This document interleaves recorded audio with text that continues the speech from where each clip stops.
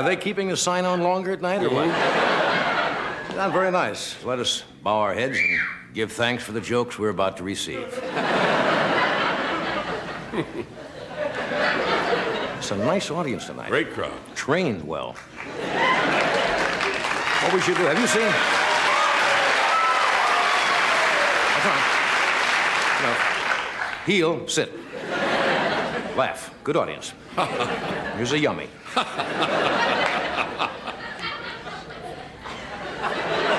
Seems to be drifting off.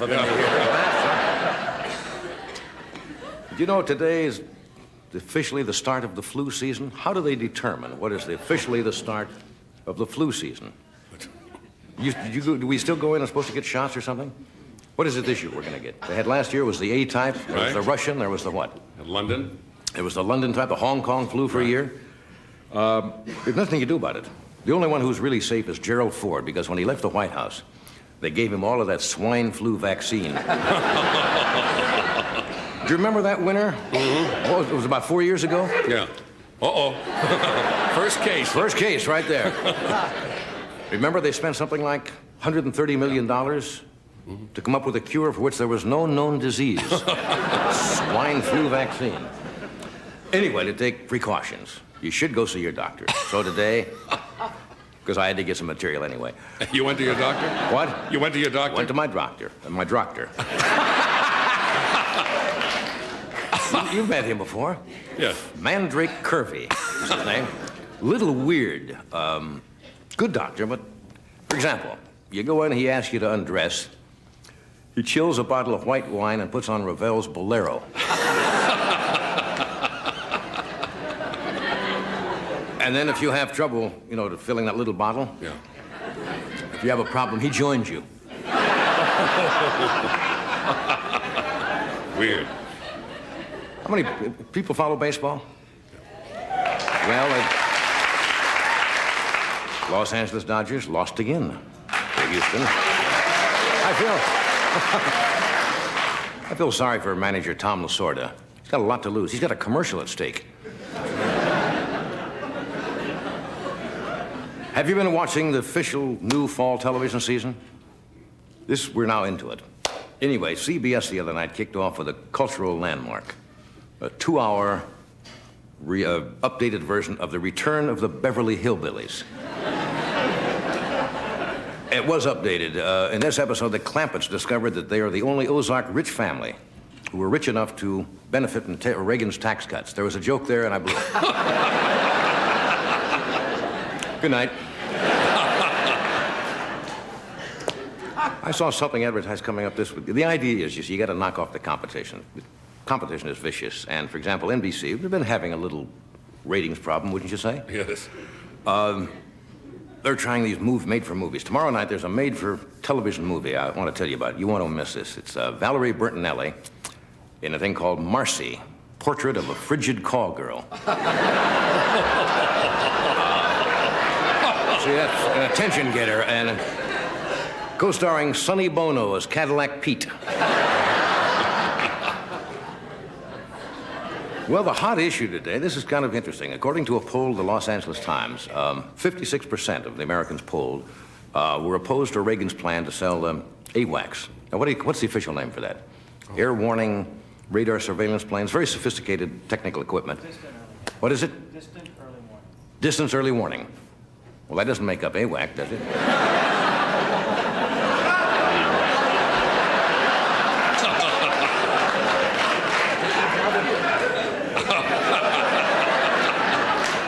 Air warning and radar. And radar? Surveillance. No, that spells mother. All right, anyway, they're very... Thank you, staff. Anyway, they're very sophisticated radar, distance warning, early system planes, radar things. What was the point of this? I don't know. They took a poll. What? The poll. That's right. No, they're selling them to the Saudis, not the Poles. Wait a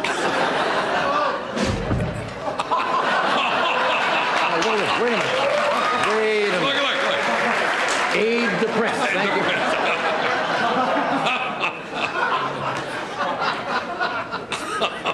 They took a poll. 56% of the Americans were I'd against. forgotten the number. What? I'd forgotten the number. I'm telling you, 56% were opposed to selling those planes. I'm going to take my own poll. How many people are opposed? How many are for selling the planes? All hands. Let me have. Okay. How many are against selling? Okay. How many would prefer we use the money for technology, to grow a vegetable that would be considered ketchup? How many? I'm sorry I got into that. Distance warning. A, there's an A in there. A, wax. Air. Now, what's the W for? The reason why I said that was I used to fly. Oh, you did? For our side?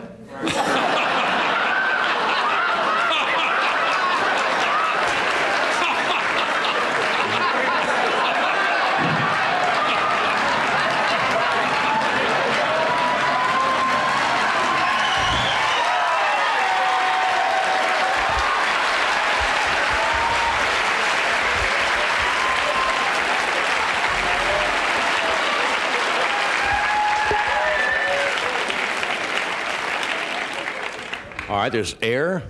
A-wax. Well, I flew the reciprocating engines. Oh, that would be A-Rax. A-Rax. Air. But is air warning? Well, if they fly the DEW line, Right. distant early warning line, they fly from Patuxent River, Maryland, up to Argentia, Newfoundland, then across to Lodges, Azores, and back. Well, you have to admit, none of them got by Maryland. No incoming traffic.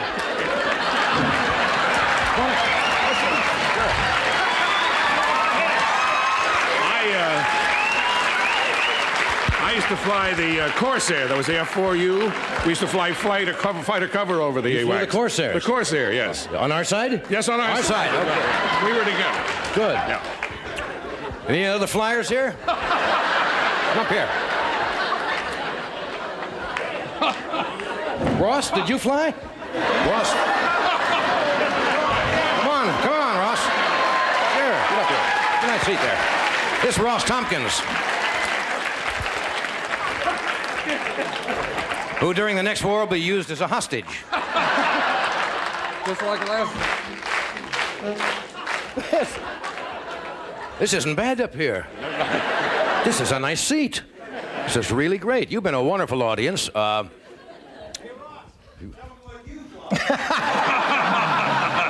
There's a little bush pilot that Ross brings him in.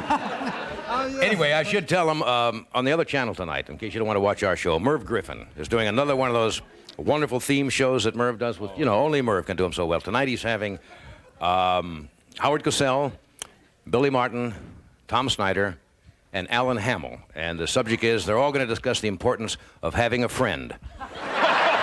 So we'll be back here with our show in just a moment. Thank you. We'll be right back.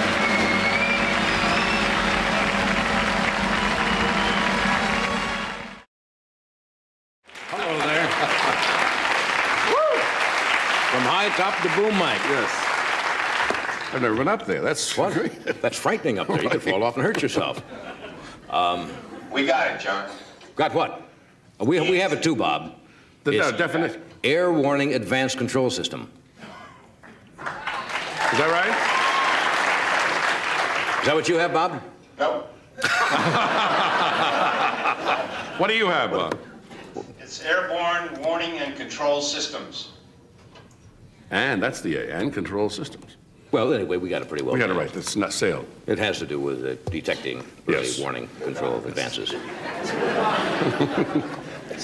Let's move on. It'll be obsolete before we get finished. Yes, it will. Most of you are probably aware that Radio Corporation America is the parent company of NBC. Yes. Most corporations in this that put out a product or they're identified with one thing usually are in other areas. Did you know that? Oh, sure. Did you know that RCA owns Hertz Rent-A-Car? Mm-hmm.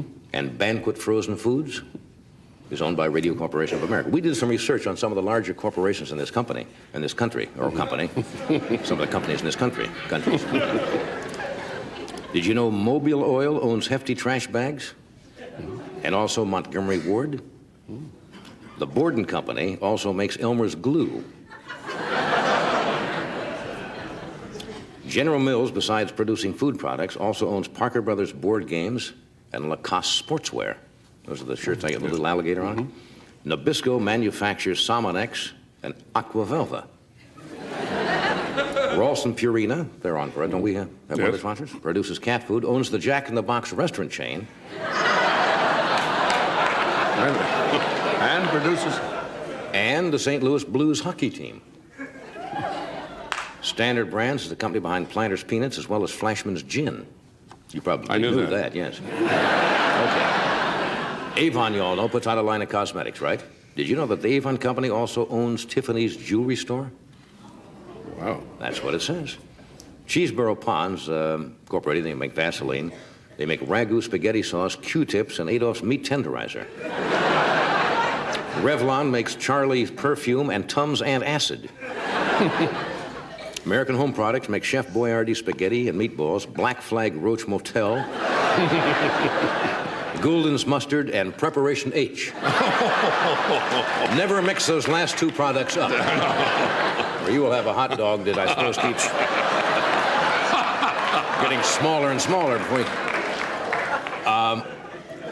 Those big multinationals or conglomerates often, merge with smaller companies. They take them over, and they come up with new product. Sometimes that is not a good idea. We got hold of a few products that are the result of some of these recent takeovers that just... Marriages that didn't work.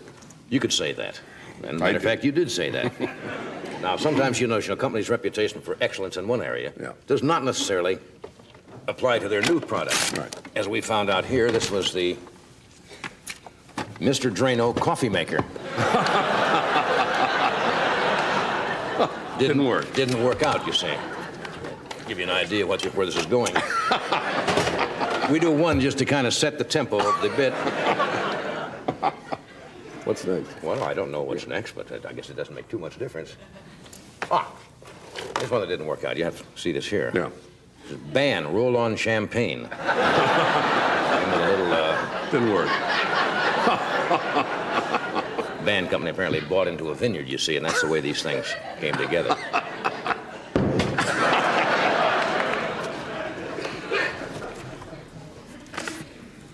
The McDonald's got involved with the free clinic, and it didn't. Well, you can see their sign there. It says over 6 billion cured. It was a bad merger. Maybe one or two others will set this a little better. What are you saying, Chucko?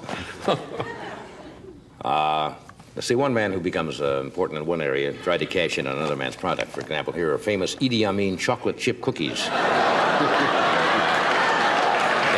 Just a bad idea. See, bad merger here. Tidy Bowl snack crackers.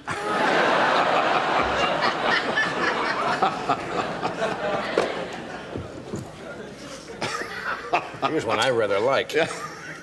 Went to great expense to make this prop, too. I'm telling you that in advance, so... It's an M&M neutron bomb. They got it wrong. It doesn't... That could go. It doesn't melt in your hands, it melts your hands. Moving along here to my right. Kentucky Fried Casket.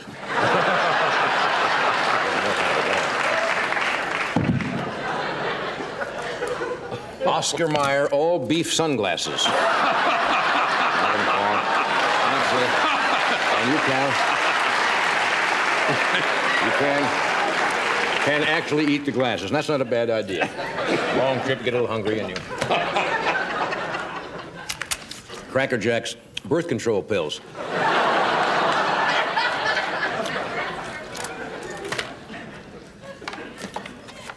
I don't think too much of this one. Aunt Jemima pacemaker. Told you. You're right. Yeah, we're right. We just throw one in there so you can boo.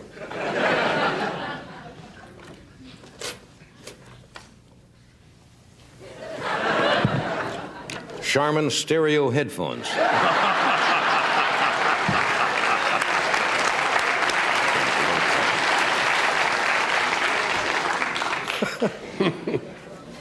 And this one here, make it Purina Shark Chow.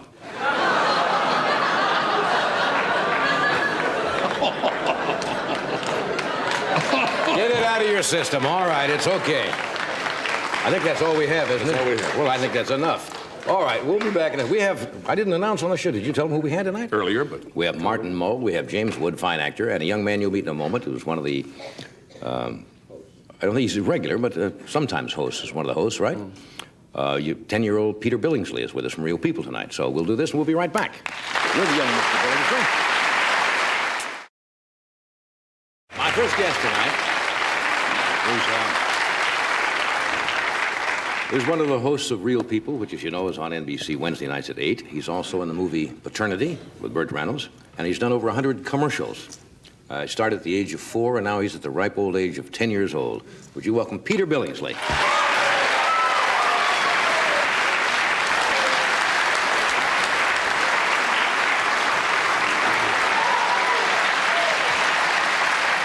Look how we're dressed. The blue blazer, the tie. Did you know I was going to wear this? Hold on, I put it on. Huh? There we go. Yeah, there we go. Hey, okay. Look like a Xerox. How are you? Just fine, thanks. How are you doing? Good to see you. I'm doing fine, thanks. You're 10, huh? Yes. Yeah. I saw you in Paternity. You were very good. Thank you. Yeah. How many movies have you made? I made 5 movies. 5 pictures? Yes, they've all been motion pictures. Oh. I haven't done any TV movies. No TV movies. Is that a new watch? I saw you looking at that. Yeah, it's 5:53 and 22 seconds.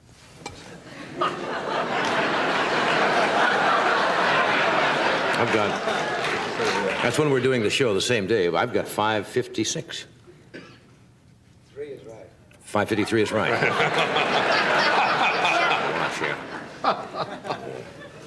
So you've been acting since you're 4 years old? 3 years old. 3 years old? What did you do at 3? I did a Geritol commercial. That was the first commercial I ever did. Oh, I was just, there was a mother, a daughter, me, and some other kid, and I was just throwing toys around. Yeah. 3 years old? Yep. And you got paid for that, huh? I could barely talk then, though. Right, I can't really remember too much. right. Now you've done, they say, almost 100 commercials since then? Yeah, I've done over 100. Wow. Are you saving your money? Sort of. Yeah. I spent some. Would you like to be an actor most of your life? When you're looking ahead? I want to stop when I'm 18. Want to stop when you're 18? Yeah, just quit acting. Give it up, huh? At 18? Stop it. Yeah, that's pretty old. What do you consider old, Peter? Who would be old to you? And how old do you think I am? 53. It's pretty close. I'm 55. Now, do you consider that somebody really old? No. Someone maybe 77's. Yeah, I think you're right. 77's old. So you want to quit when you're 18, huh? Yes. Now, what would you do? Okay, I got my whole thing planned. Okay, I want to be a... You got to think ahead nowadays, you know. Yeah, Yeah. I want to be a lifeguard and a ski patrol. Okay?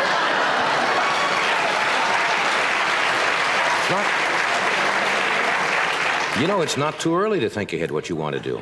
Why do you think you'd want to finish acting at 18? You think you'd be tired of it by then? Well, there are not too many jobs around for teenagers now. Well, yeah, but you're not going to be 18 for another 8 years. It may change, you know. I don't know. But you'd like to be a lifeguard? Yes, and because I like to swim and I like to ski. Yeah. Are you a good skier? Yeah. Okay, now, would you want to be a lifeguard and a ski patrol guy the rest of your life? No, no way. No way. What happens after that? How long would you want to do that then? Oh, 2 years maybe. A couple of years, huh? Yeah, a couple years. Then what? Then I want to be a doctor. Be a doctor? Yes. Well, see, you'd be about, well, you're still only 20. No, it takes 8 years of school for that. Oh, to be a doctor, yeah. Yes. That's right. So then whatever. Then after that, I want to be a football player.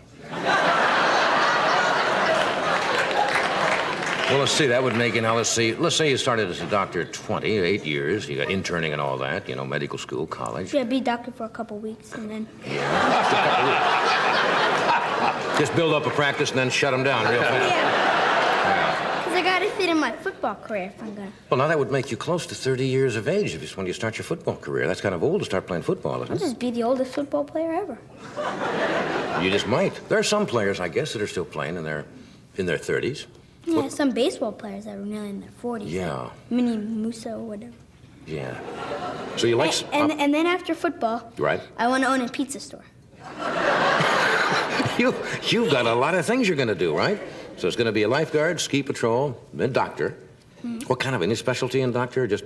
Medical doctor. Yeah, okay. You don't mean specialized or anything like that, just a regular, what they call GP, general practice, huh? Then you'd give that up and play football. Yes, correct. How long do you think you could play football now? I don't know. As long as I can until they kick me out. Yeah. Okay, let's say... When you get really old, then I just gotta say bye-bye. Boy, they really do, don't they? Yeah, it's just bye-bye. So let's say you're about 35. Let's say you go to your 35. Then you want the pizza parlor? I want the pizza parlor when I'm 50. Oh. What happens between your football and the pizza parlor? Just sit back and relax. Yeah, it's really... Yeah, it's really time to wind down after a tough career like that. I mean, that yeah. football and doctoring. And skiing all the time and swimming. Yeah. Why a pizza parlor? Why would you like to... Because I love pizza. It's my favorite food. Yeah. You think you could be happy running a pizza place? Yeah, I'm gonna run it and eat. Yeah. Good for you. Where do you go to school? You go to school out here? No, I go to school in Arizona. Yeah, you'd be about in the 5th grade, right? Yes. Yeah. You like school? Are you a good student? Yeah, it's pretty easy though. Is it pretty easy? What's your best subject? Let's see now. What's your easiest subject for you? My easiest. Yeah. Can't stand math. Don't like math? No. Oh gosh, but I'm so good at it. Yeah. I'm trying to remember, what kind of a math problem would you have now at your age? Try me out on something. I'm trying to remember what kind of a math problem you'd have in the 5th grade. It's boring. Yeah. Because now we're doing all this long multiplication, like 387 times 47 and stuff. It's easy, but it takes so long. Do they let you use computers? No. They don't. Because you have to show your work, so you got to do the column there, then skip space through the columns. That's a good idea. Go to columns, and then add it up. Yeah. Or else I'd just be punching on my calculator. That's right. It's good to know the basics, and then you can use the calculator to check it out, right? Yeah. But you just let the teacher check it, because that's a bunch of extra time. Yeah. What else do you have any extracurricular activities now in school outside of any sports at all? Yeah, I'm on a football team, so I can practice up. Yeah, get ready for your next career, you mean? Yes. What? No, my next career. Remember, my next career is going to be ski patrol. Oh, that's right, of course. And what? I got then the ski patrol, then football, then doctoring, then football. No, doctor, then football. Doctor, then football, right. Okay. You have to go slow with me. I don't... what position do you like to play in football? Right now I'm playing linebacker. Linebacker. That's one of the toughest positions on a football team. A back is because you get hit so hard. Yeah. You get knocked down. Yeah. But in the professionals, if I'm big enough, then I want to be an offensive back. Yeah. Sounds like you got your career all worked out. Okay. Go ahead. Then after my pizza store, then I just take it easy the rest of my life. Yeah. I got anything I want to do. Yeah. You're gonna have enough money now to last you the rest of your life? Oh, sure. Yeah. What? What do you spend your money on? What's your favorite thing to do? If you had somebody says, here, Peter, here's some money, what would you go out and do, or what would you go out and buy? I don't know. I just had a $230 bike stolen. Oh. I got it for Yeah. I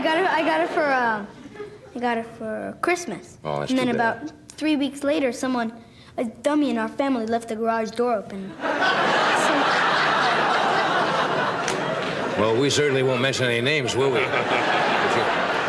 Then they took the bike. It was one of 3 people. Yeah. Well, that can happen, you know. Then, I guess just a bunch of kids walked by and said, Yeah? "Hey, look at that bike." And they took it. Well, that's too Took it bad. off. Well, I know. It was the bike that I'd been wanting for so long. oh, well, you have to save up and buy another one, right? I don't know. Are you going to be a regular now on Real People all the time? Not a regular. I don't know how many shows, but I'll be on probably at least 4 or 5 a season. Yeah. Well, that's pretty nice. Well, it's nice to meet you. It's really fun. Yeah. Well, I thank you for coming tonight. Thank you. Did you have a good time? Yeah.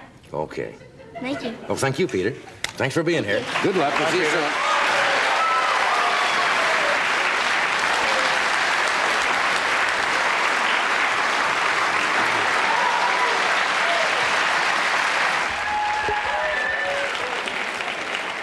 find out at 10 o'clock. At 10 years old, you At 10 remember? years of age. What were you trying to do? Learning to tie my shoes. Kid's gonna be a doctor. Nice young man. Yes. We'll take a break. We have Martin Mull with us and James Wood. So. All right, we are back.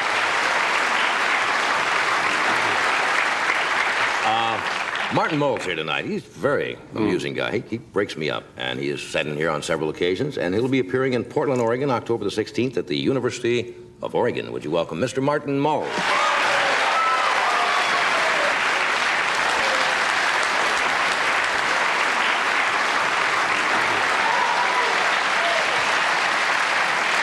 Please sit down. As you can probably tell from my conservative blue suit here and my pipe, I'm pretty damned intellectual. No, don't worry. I'm not going to do anything intelligent tonight. I've tried that, and it just doesn't seem to work on this show. Instead, tonight, what I'd like to do is kind of turn the tables, if I could, and pick your brains, if I may. It won't take very long, I assure you. And it's for a very good cause, my career. Let me explain. Thanks to the good people here at NBC, there is a strong possibility that I may be having my own regular television show once again.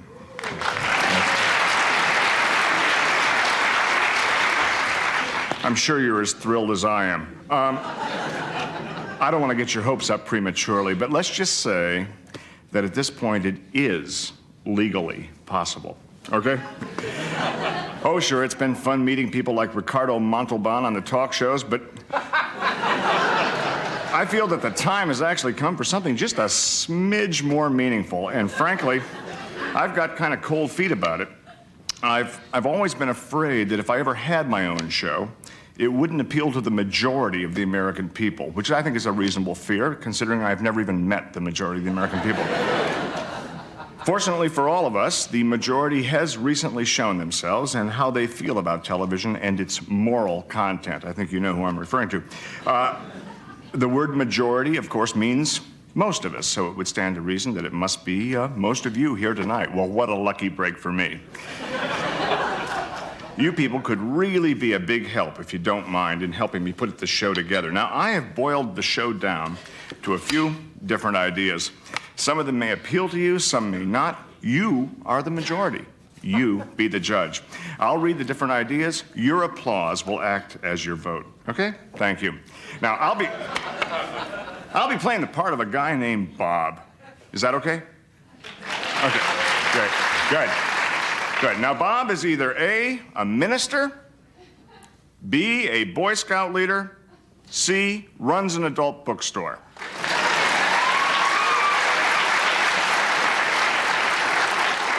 Okay, strong indication. Opposite me will be an attractive young girl, and we'll call her Susan. That's okay, I know it's been used, but okay, great. Now, Susan is either A, a nurse, B, a kindergarten teacher, C, a mud wrestler. All right. Okay, they're going to meet in the first episode, and they're going to meet at either a soda shop, B, the laundry, C, a Tijuana nightclub. Thank you. This is such a help. Thank you. Anyway, Susan's mother is going to come to visit, and she's going to be coming from Ohio, near Ohio, prison. Okay. Well, Susan's mother is allergic to A, cats, B, wildflowers, C, rubber garments. Good. Well, the fun begins when Bob, that's me, puts on his A, necktie, B, school sweater, C, little raincoat. Okay? Fine. Well, see, at that point, I don't understand why Susan's mother is sneezing, you see. So I offer her A, an aspirin, B, a glass of milk, C, a hit of hashish. Fine. Great. Well, she takes it and then falls right into my arms with gratitude just as Susan walks in. And Susan says, A, hi, honey, I'm home. B, boy, what a day. Or C, hey, I can dig it. Okay, so far, it's the story of a guy named Bob who runs an adult bookstore. He meets Susan, who's a mud wrestler at a Tijuana nightclub, just as Susan's mother is coming to visit from prison. Mom is allergic to rubber garments, so as soon as Bob puts on his little raincoat, she starts sneezing. Bob gives her a hit of hashish, and they embrace just as Susan comes in and says, hey, I can dig it. Okay. It's my kind of viewing. I think this is great, and I'm not going to spoil the ending for you. Let's just say it has something to do with a cute little puppy. Okay. Okay. Thank you very, very much for your help, and for showing me just what it is, actually, that the majority, the real majority, really wants to see on TV. Thank you.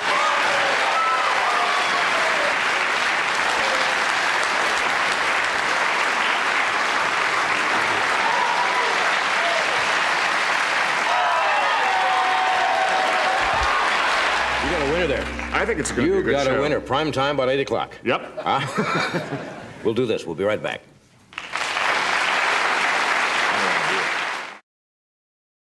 Martin Mull is sitting here with his pipe. I tried that for a while a few years ago. I think every man goes through that pipe Yeah, I'm trying to phase cut down on the smoking by yeah. using this, etc. It becomes kind of an attachment, and I don't mind. I think it gives me a certain air of elegance. he's got to need a dog down there at the side, and his slippers and all of A that. Dalmatian, a leather chair, or something like Got that. it. Yeah. Now, were you putting this on about the show, or was that? No, was this a actually, possibility? I think from the reaction here tonight that it's senseless not to go ahead with it. I don't know about the puppy. I don't know if I can find one, but I'll try. No, but actually, I just recently signed with that's NBC. I have, I think, a producer who's got his feet on the ground, and he's a really. Steve Martin is going to be the producer, and he and I and a couple other people are going to write Conservative type of. Yeah, we're going to try to get it on the air. Well, hope it works. It's not the other one. How to clean your own septic tank, of course, went right down the. Didn't make it. No, it didn't. But we're going to try to revamp that, change it a Documentary, little was bit. it? Yeah. We're just not ready for that stuff yet. I don't think so. Somebody told me you were in the hospital. What happened? Is it something you can talk about, or? Well, there's not much left of it, actually. I just got a little Band-Aid here on the end. I won't use it. Is Band-Aid a brand name? Yes, of course. Okay, great. There's also. I'm almost out. There's also a law, I might point out, about taking, as they say, freebies on television. Is that right? Oh, yes. Yes, the Federal Communications Commission. That's against the law to mention Band-Aid. It's not against the law to mention it. So if they cut me, at least I'm covered. If Band-Aid, if they deliver to your home a large supply of Band-Aids, then it could be You can considered. do time for that? I think it's hard time, yeah. Holy, just in a little cell full of Band-Aids. That's right. They just. These are Anyway, mine. This doesn't look too good. It looks bruised and. Well, I wish I could open it up for everyone in America, but I'm not going to. What happened was I got back off the road, and you know, the road is kind of a grueling kind of thing. Sometimes you're up way past 11, or you'll have that second cup of coffee, you know, and your equilibrium goes haywire, and when you get home. When you get home, you know, my girlfriend decided to put me back in shape and make me a health food drink using the Waring blender. Now, that's not a brand name, is it? Of course it is. I'm sure it's the leader in blenders, but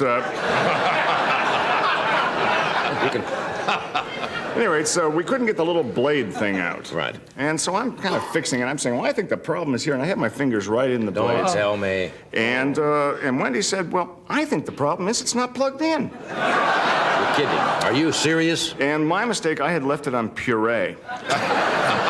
That's right. So we had tartar here at the end of these two. Are you telling me that your girlfriend plugged that in while you had your fingers Had my into fingers the blender? in the blender, and she decided to plug it in. And it's not her fault, bless her heart. We weren't facing the same direction. Right.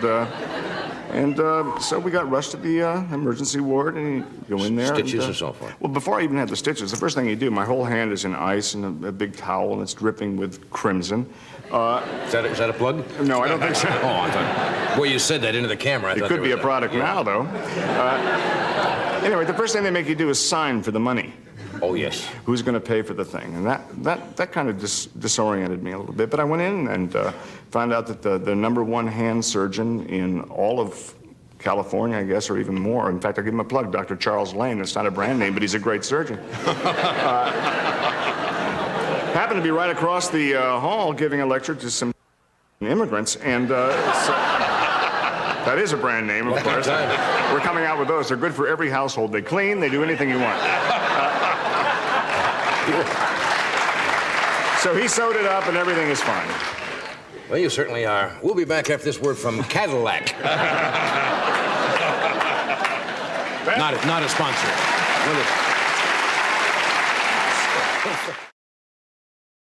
My next guest is a fine actor. James recently completed a film titled Captured, is about to begin work on a new movie called Videodrome. Would you welcome Fast Talking, and he does talk fast, James Wood.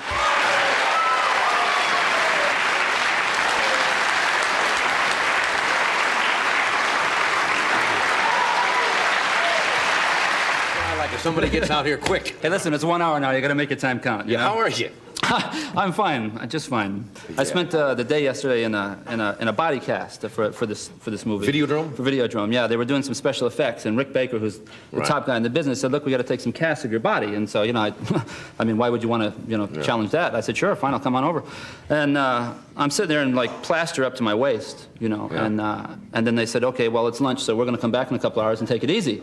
So I'm sitting there like, just frozen. The whole body up to the... Well, they do it in sections, actually. Yeah. Which, and I asked them why they did that, because they had a full body that they'd done of him, because he always likes to try it first, with himself so that he doesn't hurt an actor with some new process. Right. And I said, well, why don't you do the full body cast like you did, with yourself? He said, well, we found out that when you're completely covered up to plaster, with plaster up to your neck, that there's no way to get you out. Because the regular plaster cutters, you have to go midsection and around. I see. And it's a circular razor blade. So what they had to do is they get to certain areas and they have to use an X-Acto knife. And it turned out that Mrs. Baker helped on that part because she sort of knew the terrain, I guess, as it turned out. This stuff really hardens like plaster. Yeah, it hardens right in there. I mean, you better just not, be reading any funny magazines. Now, what do they do? Do the rest of the body later? Yeah, they do like an arm and then another arm and then they do your face, which is really interesting. Because, but what is this for? Obviously, well, I don't want to tip the movie, but there's certain things that happen to my body which, for love nor money, I'm not going to let happen to my body, so they're going to have to make another body that resembles mine. I see. They make an actual body and it... Yeah, and then they do horrible things to it, which... Obviously, this is not a musical. This is a horror. They're in a cycle, aren't they? Motion pictures are in a cycle now of... makeup and special effects. And, for some reason, people never stop being intrigued by it. I mean, he had done Werewolf in London, American Werewolf in London. So I come into that's the guy who did the makeup. Right, and he also played King Kong in the new King Kong as well. He was running around in a gorilla suit for like months at a time. Yeah. In fact, he was in it when I went over for the body cast the other day, just hanging around. But it's amazing. When you walk into the place, I said, gee, where's the werewolf? And he said, well, he's in this box up here. And he pulls out this little kind of thing that one of the assistants went running around in the movie. And it just looks so unimposing. And when you see the movie, it's so, threatening. This but you're not creature. Made up so they don't know you. I've often wondered when actors do that, if they're very often spend a lot of the time, made up so nobody recognizes them. Well, it depends upon what the effect is. In this case, part of my body will not be me, and part will be. And I don't want to spill any more than that. But you actually have to be built into the furniture and have the rest of it be you. And it's a very strange effect. But the worst part is when they actually have to put plaster over your face. I've seen them do that where they put straws. They put straws in your nose and mouth so you can breathe. Yeah, and you have other optional choices during that process as well, but that's not the issue. I don't want to hear about those choices. I mean, it was just mentioned. Obviously, you don't suffer from claustrophobia. Well, that's interesting. A lot of people would go crazy with that. What happened was the production assistant called me up through my agent and said, listen, you're going to come in for the face mask tomorrow. And I said, well, great. She said, are you claustrophobic?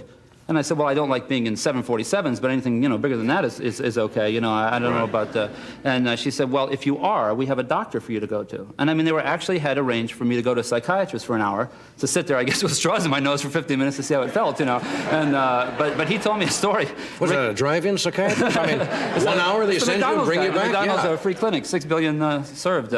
But he said that he once worked with an actor who was really, I guess, like an ex-football player who was, not Peter, but this very big, powerful guy. And he said, are you claustrophobic? And the guy said, no problem. So Rick is actually a fairly small guy. And he said, the guy seemed very calm. And he was out on his deck in Laurel Canyon, and there was about a 110-foot drop below his deck. And the guy was sitting in a chair, and he put this plaster all over him, and he put the 2 straws in his nose and one in his mouth, and then covered over his eyes like that, and the guy went, wow, jumped up and started to run for the deck, and Rick literally had to tackle him, which was no mean feat, and kind of hold him down. Right. And just the guy was screaming, went crazy. Obviously, he didn't know what the word claustrophobia meant. Right, yeah. And he didn't want to tip it off. No, not me. Could have been a problem right there. You know, I mean, it's, I guess it's kind of like sex. You don't know what you're in for until you're actually there. With, I suppose, with yeah. straws in your nose. We'll take a short break. We're going to be right back.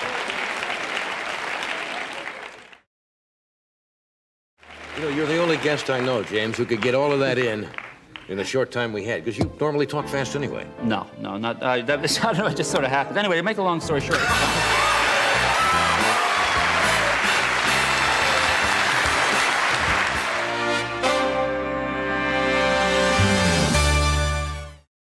I'm humbled by that applause.